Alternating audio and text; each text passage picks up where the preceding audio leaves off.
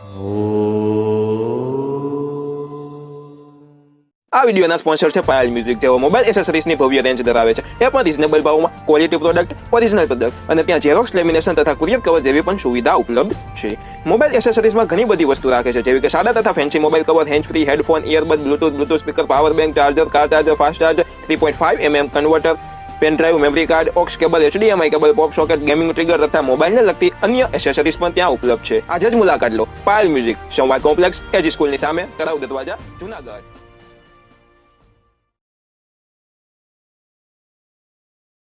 નમસ્કાર, વામજા એજ્યુકેશનમાં આપ સૌનું હાર્દિક સ્વાગત છે. આજના વિડીયોમાં, આજના લેક્ચરમાં, આજના ટોપિકમાં આપણે એક નવા નિબંધ લેખનની ચર્ચા કરવાની છે, જેમનો વિષય છે નવા ભારતની મારી કલ્પના. ચાલુ કરતા પહેલા જો તમે આ ચેનલને સબસ્ક્રાઇબ કરેલી ન હોય તો સબસ્ક્રાઇબ કરીને બેલ આઇકન દબાવજો, વિડીયોને લાઇક કરજો તથા તમામ મિત્રો સુધી જરૂરથી આ વિડીયોને શેર કરજો. ચાલુ કરીએ આપણે આજનો નિબંધ નવા ભારતની મારી કલ્પના. મિત્રો, સૌ પ્રથમ આપણે એક પંક્તિ લખેલી છે. નિબંધના પહેલા શરૂઆતમાં અને નિબંધને છેલ્લે એક પંક્તિ અથવા તો શાયરી આપણે લખી શકીએ. આ બે જગ્યાએ આપણે શાયરીનો ઉપયોગ કરેલો છે, પંક્તિનો ઉપયોગ કરેલો છે. એટલે મિત્રો આપણો નિબંધ ઉચ્ચ કોટીનો ગણાય, સારો ગણાય. એટલા માટે જોઈએ આપણે. નથી જાણ્યું અમારે પંથ શી આફત ખરી છે, ખબર છે એટલી કે માતની હાલત પડી છે. આ કોને લખેલું છે તો કે ઝવેરચંદ મેઘાણીએ લખેલું છે.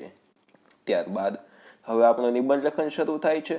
દેશના નવનિર્માણ માટે આપણે પંક્તિઓમાંથી પ્રેરણા મેળવવી જોઈએ.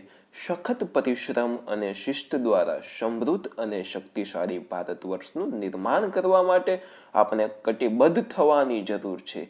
વ્યક્તિગત હિતો માટે નહીં, પરંતુ સમગ્ર દેશના ઉત્કર્ષ માટે સમય અને શક્તિનો ભોગ આપવો એ આપણી ફરજ છે. દરેક વ્યક્તિ સખત પરિશ્રમ વડે દેશની ઉન્નતિમાં પોતપોતાનો ફાળો આપી શકે છે. મજૂરો ઔદ્યોગિક ઉત્પાદન વધારવા માટે તનતોડ મહેનત કરે, ખેડૂતો ખેત ઉત્પાદન વધારવા માટે સખત પરિશ્રમ કરે, ગૃહિણીઓ ગૃહ ઉદ્યોગની બનાવટની બજારો છલકાવી દે, સમયને નાણાંની જેમ ચીવટપૂર્વક ખર્ચે તો દેશની ઘણી બધી સમસ્યાઓ હલ થઈ જાય. પરિશ્રમ એ જ પારસમણી છે. પરિશ્રમ વડે માટીમાંથી સોનું પેદા થઈ શકે છે. પરિશ્રમ કર્યા વગર કોઈ પણ દેશ વિકાસ સાધી શકે નહીં. દ્વિતીય વિશ્વયુદ્ધ પછી જાપાન આર્થિક રીતે બેહાલ થઈ ગયું હતું. ત્યાંની પ્રજાએ સતત પરિશ્રમ કરી અને માત્ર 3.5 દાયકા જેટલા ટૂંકા ગાળામાં જ પોતાના દેશને જગતની આર્થિક મહાસત્તા બનાવી દીધો છે. તાજેતરમાં ચીન, કોરિયા, તાઇવાન વગેરે દેશોએ પણ સખત પરિશ્રમ કરી અને અદ્ભુત પ્રગતિ કરી બતાવી છે. આપણા દેશના નવનિર્માણ માટે આપણે પણ આવો જ સંનિષ્ઠ પરિશ્રમ કરવો પડશે. દેશનું નિર્માણ કરવા માટે શિસ્તનું વિશેષ મહત્વ છે. કઠોર આત્મશિસ્ત વિના નિયમિતતા, કર્તવ્ય પાલન અને પરિશ્રમની વૃત્તિ કેળવવી પડશે.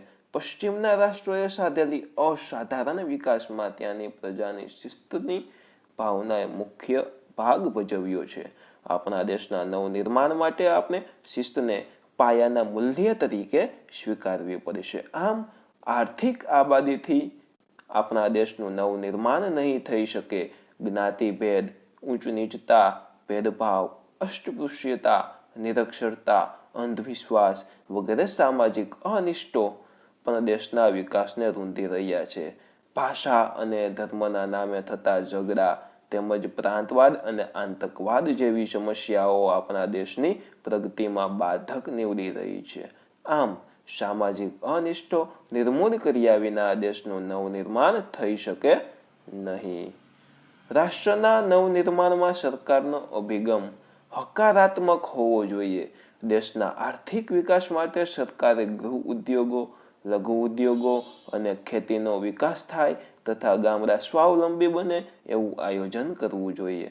સામાજિક અને આર્થિક અનિષ્ટોની નાબૂદી માટે વ્યાપક પ્રયાસો કરવા જોઈએ. ભારતના નવનિર્માણ માટે સમય અને શક્તિનો જેટલો ભોગ આપીએ એટલો ઓછો છે. આપણે દેશના નવનિર્માણના ઉમદા કાર્યને જ આપણા જીવનનું કાર્ય બનાવીએ. મિત્રો, અહીંયા આપણા નિબંધ લેખન પૂર્ણ થાય છે, પરંતુ હજી એક છેલ્લી પંક્તિ બાકી છે. ચાલો એ પંક્તિ જોઈ લઈ, જેનાથી આખો નિબંધ એક અલગ પ્રકારનો થઈ જાય, જે છે મેરા દેશ મહાન, મેં ભી બનું મહાન, મેં મેરે દેશ કો બનાવું ઓર ભી બહાન. હવે મિત્રો, આપણો નિબંધ લેખન સંપૂર્ણ પૂર્ણ થાય છે. આશા રાખું છું કે આપ સૌને મજા આવી હશે. જો તમને મજા આવી હોય તો તમે વિડીયોને જરૂરથી લાઇક કરો, ચેનલને સબસ્ક્રાઇબ કરેલી ન હોય તો સબસ્ક્રાઇબ કરીને બેલ આઇકન દબાવી દો. આની પીડીએફ આપણી વામજા એજ્યુકેશન નામની ટેલિગ્રામ ચેનલ છે, તેમાં તમને મળી જશે. ફરી મળશું એક નવા વિડીયો સાથે. ફરી પધારજો. બાય. જય હિન્દ, વંદે માતરમ. આવજો. ધન્યવાદ.